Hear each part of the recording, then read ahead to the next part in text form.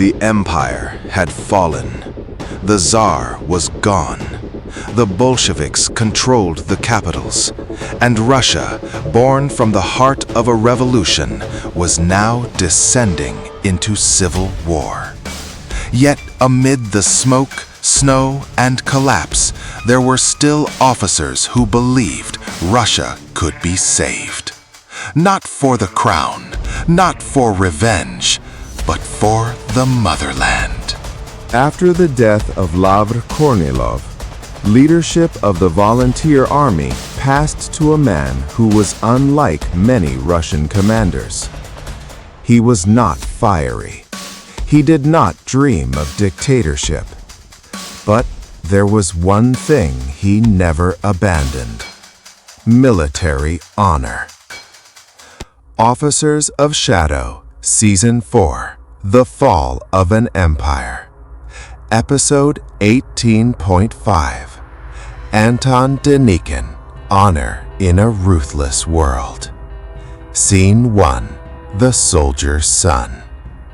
Anton Denikin was born in 1872. His father was a former soldier of the Imperial Russian Army, a poor man who had spent years in military service. Unlike many Russian generals, Denikin did not come from aristocracy. He rose from the lowest ranks of society. Poverty, discipline, and relentless effort forged his character. From a young age, the army was not merely a profession for Denikin. It was his identity. He entered military school, studied at the General Staff Academy, and quickly earned a reputation as a calm, intelligent, and dependable officer. He fought in the Russo-Japanese War. He distinguished himself during World War I, and on the bloody fronts of Eastern Europe, he became one of Russia's most respected generals. But what truly made him different was not only his military skill. Unlike many Tsarist officers, Denikin lacked aristocratic arrogance. His soldiers understood him, because he too had known hardship.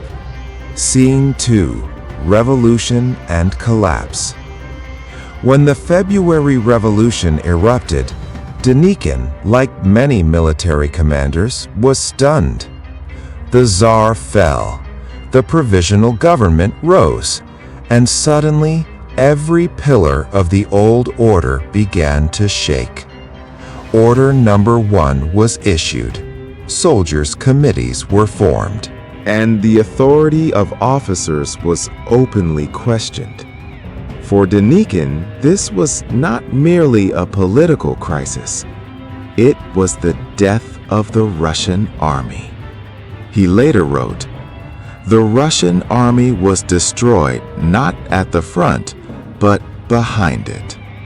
Denikin watched as soldiers no longer trusted their commanders, as political meetings replaced military training, and as the revolution that promised freedom began devouring the country itself.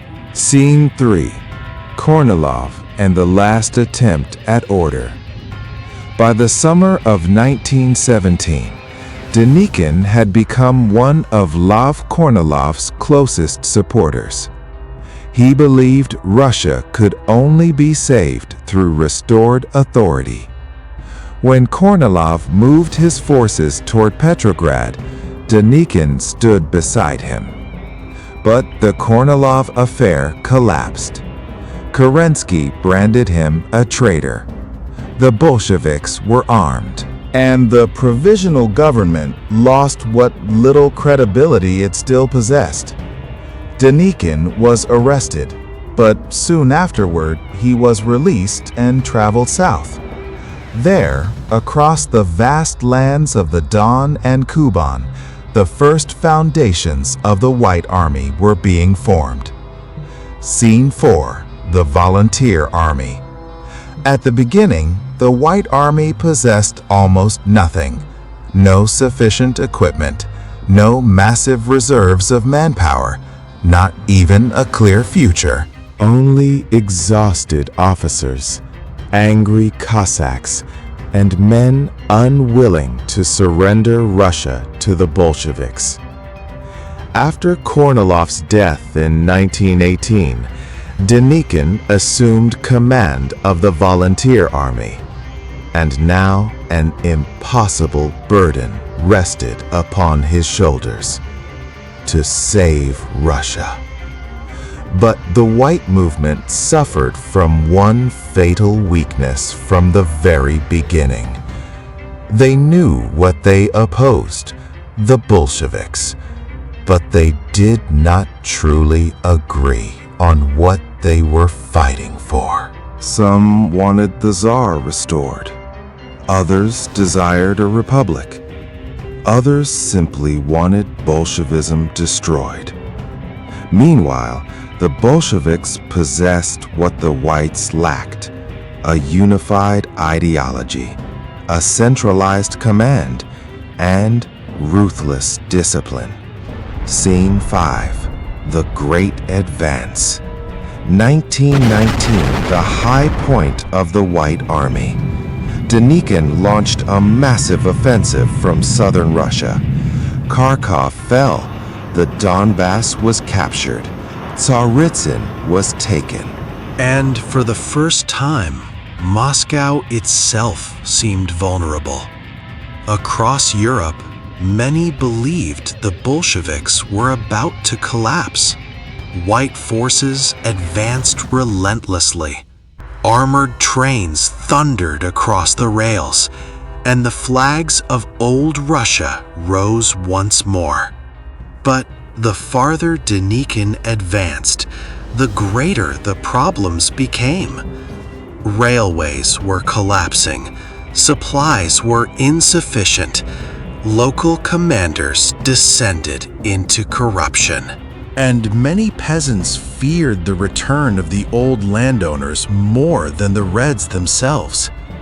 The Bolsheviks exploited that fear skillfully.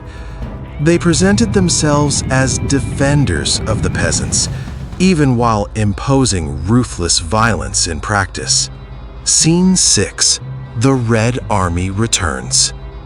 At the same time, Leon Trotsky was rebuilding an entirely new army. The Red Army was no longer the chaotic force it had once been.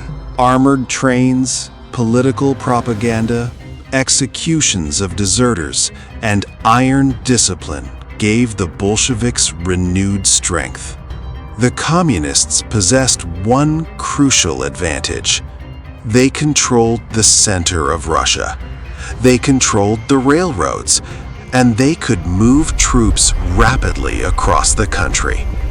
The Whites, meanwhile, were scattered across distant regions.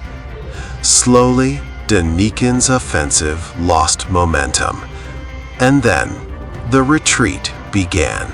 Scene 7. The collapse of a dream. Winter arrived. Cold, hunger, disease, and constant defeats slowly destroyed the White Army. Soldiers deserted, officers lost hope, and the Bolsheviks continued advancing without mercy. Denikin understood the war was being lost. Finally, in 1920, he surrendered command. Without a coup, without clinging to power, without claiming to be Russia's savior. He left Russia and spent the rest of his life in exile. An officer who fought for Russia, yet no longer had a place within it. Conclusion.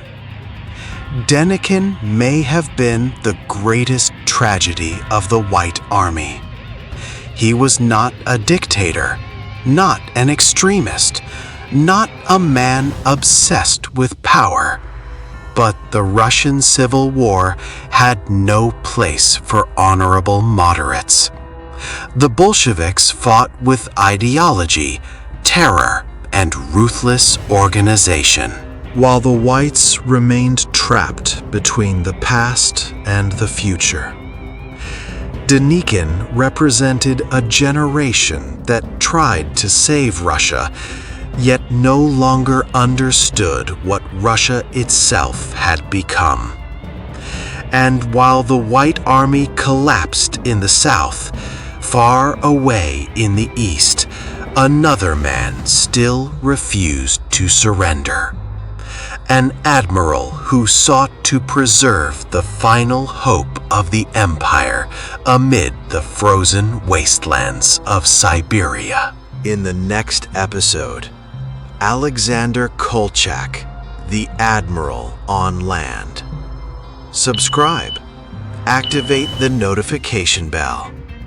Because from this point forward, the Russian Civil War would no longer be fought only by armies, but by cold ideology, betrayal, and men willing to fight to their final breath for the soul of Russia.